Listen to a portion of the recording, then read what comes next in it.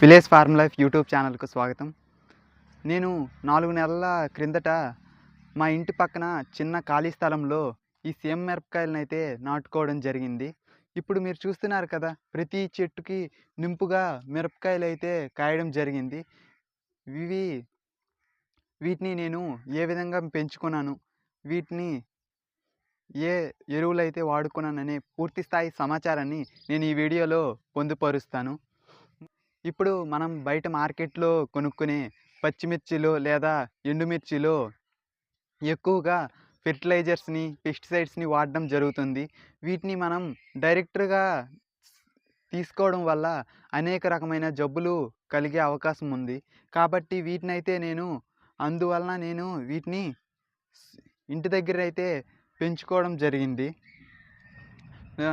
4 నెలల క్రిందట నేను మా తాత వాళ్ళ ఇంటి దగ్గర నుంచి కొన్ని మిరపకాయలను అయితే తీసుకొని వచ్చి, వర్షాలు పడే కొన్ని రోజుల ముందటైతే వీటిని కొంచెం నారు వేసుకోవడం అయితే జరిగింది. నారులో నేను మట్టితో పాటు కొంచెం గత్తంని బాగా బాగా మిక్స్ చేసి వాటిలో ఇక్కడ ఈ మిరపకాయలను అయితే తెచ్చుకున్నాను కదా, ఇందులో ఉండే విత్తనాలను చల్లుకున్నా. ప్రతిరోజు 2 పూట్ల నీరునైతే పోసుకొని ఒక అడుగు లేదా అరడుగు మొక్క వచ్చేంత వరకు కూడా నేను నారునైతే పెంచుకున్నా.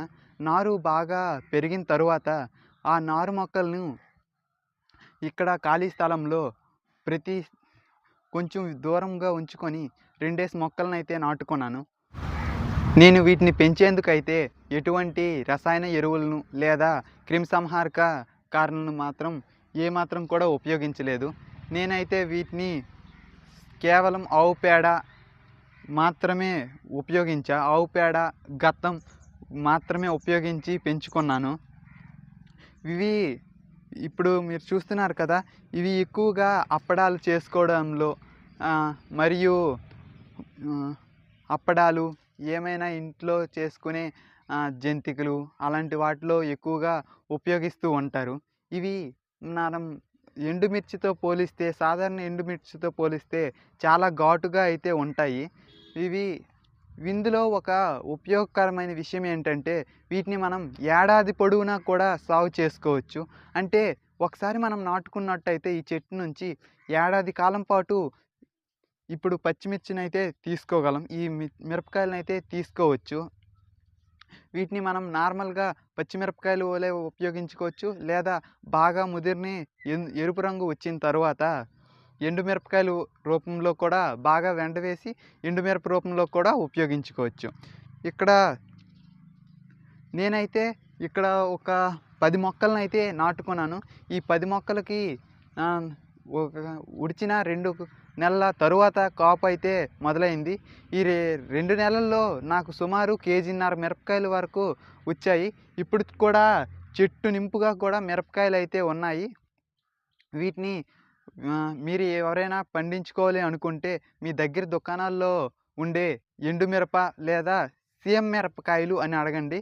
సీమ మిరపకాయ వాటిని తెచ్చుకొని విత్తనాలుగా వేశారంటే నారు మొలుస్తుంది. వాటిని మీ పెరట్లో కానీ చాలా చిన్న స్థలాల్లో కూడా వీటినైతే ఉడ్చుకోవచ్చు. ఇప్పుడు మీకు ఈ కాయల్ని చూపిస్తాను.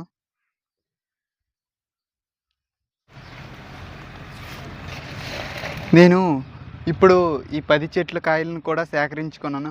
చూశారు కదా ఎన్ని కాయలు అయ్యాయో. మనం చేసుకోవాల్సింది ఒకటి ఏంటంటే, మనం వీటికి గత్తంని వేయవలసి వస్తుంది వీటి మొదల్లో. వీటితో పాటు నీరు తడి ఉండేటట్టు చూసుకోవాలి. వీలైతే ఒక 3-4 రోజులు తడిని బట్టి నీరుని ఇచ్చుకోవాల్సిన అవసరం ఉంటుంది. ఇందులో అన్నిటికంటే ముఖ్య విషయం ఏమిటంటే, ఇవి చాలా మెత్తగా ఉంటాయి. మనం వీటిని తీసుకునేటప్పుడు, మిరపకాయలు ఏరుకునేటప్పుడు చాలా జాగ్రత్తగా ఏరుకోవాలి. ఎందుకంటే కొద్దిగా గాలి వీచినా లేదా మన చెయ్యి తగిలినా సరే వీటి కొమ్మలు విరిగిపోతూ ఉంటాయి. కాబట్టి మనం వీటిని ఏరుకునే సమయంలో జాగ్రత్తగా ఏరుకోవాలి. ఇక్కడ చూశారు కదా ఎన్ని మిరపకాయలను అయితే ఏరుకున్నాను. ఇవి గత 10 రోజులుగా ఏరుకోలేదు. అవన్నీ ఈ విధంగా ఎరుపు రంగులో మారిపోయాయి కాబట్టి ఈరోజు అయితే ఏరుకున్నాను. ఇవి ఎక్కువ మొక్కలైతే అనుకోకండి, కేవలం చాలా చిన్న స్థలంలో పెంచుకున్న 10 మొక్కలు మాత్రమే.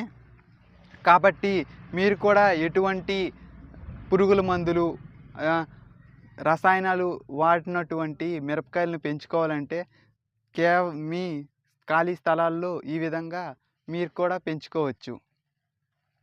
మరిన్ని వీడియోస్ కోసం మా యూట్యూబ్ ఛానల్ని సబ్స్క్రైబ్ చేసుకోండి.